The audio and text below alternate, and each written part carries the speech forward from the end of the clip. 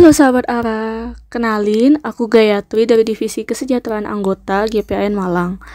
Kali ini aku akan mereview buku yang berjudul Di Tanah Lada karya Ziggy Zesya Sofina Zabriskie. Sebelum lanjut ke videonya, jangan lupa like, comment, subscribe, share video ini, dan jangan lupa juga aktifkan loncengnya ya. Buku ini bergenre fiksi diterbitkan oleh Gramedia Pustaka Utama pada tahun 2015 dengan ketebalan buku 254 halaman. Nah, sekilas tentang penulis nih. Jadi Mbak Ziggy ini merupakan salah satu penulis muda yang berbakat. Ia alumni dari Universitas Padjadjaran jurusan hukum loh. Walaupun bukan berlatar belakang dunia sastra, ia telah memulai menulis sejak 2010 dan mendapat respon positif dari para pembaca. Karyanya terbilang unik karena novel-novelnya kerap menggabungkan berbagai elemen cerita, mulai dari cerita anak, fantasi, fiksi ilmiah, hingga mitos dan juga dongeng. Novel yang akan saya review hari ini, yaitu Di Tanah Lada, menjadi juara kedua dalam sayembara novel tahunan yang diadakan oleh Dewan Kesenian Jakarta pada tahun 2015. Di Tanah Lada menceritakan tentang Salifa, atau yang biasa dipanggil Ava, gadis cilik yang pintar berumur 6 tahun, yang sayangnya tumbuh dengan kurangnya kasih sayang dari orang tuanya. Keluarganya termasuk keluarga yang tidak harmonis, terutama sosok sang ayah yang merupakan penjudi, orang yang kasar, dan temperamen. Seringkali ayahnya menghina Ava dan ibunya, sehingga dari perlakuan tersebut, Ava mengasumsikan bahwa seluruh ayah adalah orang yang jahat dan seluruh ibu adalah orang yang baik. Kemudian berawal dari kematian kakek Kia yang mengharuskan mereka untuk pindah ke Rusun Nero, rusun kumuh yang dekat dengan tempat perjudian ayahnya. Ava senang dengan kakek Kia karena ia mendapatkan hadiah berupa kamus bahasa Indonesia yang membuat ia mengerti penggunaan bahasa yang baik dan benar. Dalam hal ini masih termasuk ke dalam bahasa baku, sehingga kadang membuat orang lain yang mendengarnya terasa aneh. Di Rusun Nero, Ava bertemu bocah laki-laki berumur 10 tahun yang bernama P.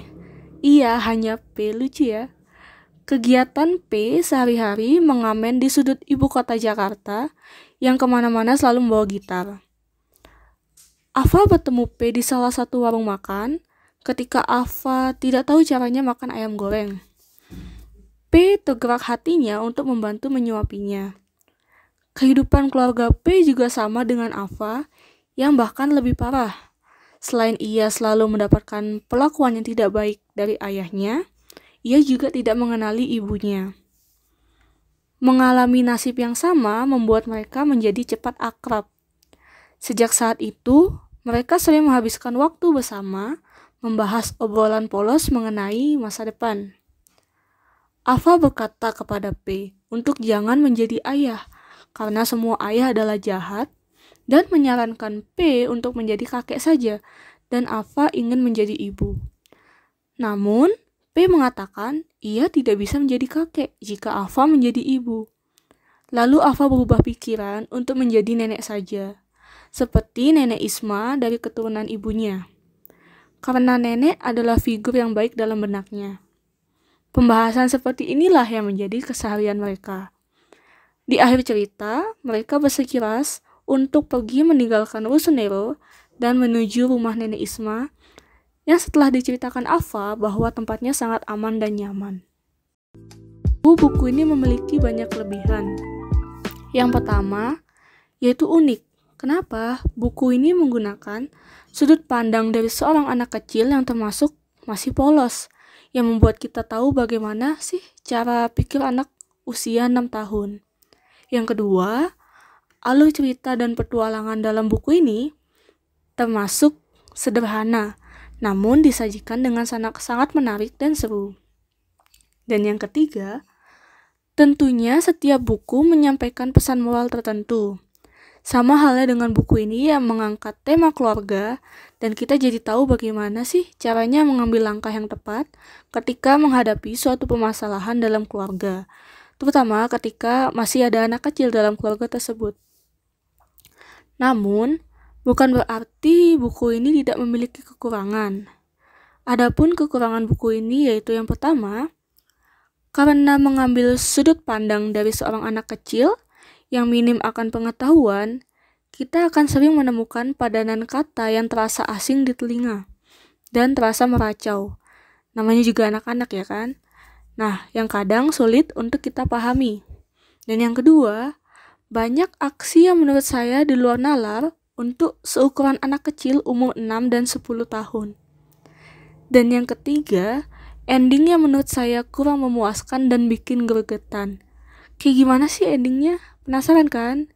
Jadi, aku rekomendasikan buku ini untuk masuk ke daftar bacaan buku Sahabat Ara, karena menurutku buku ini termasuk ringan untuk sekedar menghabiskan waktu, ditambah dengan cerita yang seru dan bikin gregetan.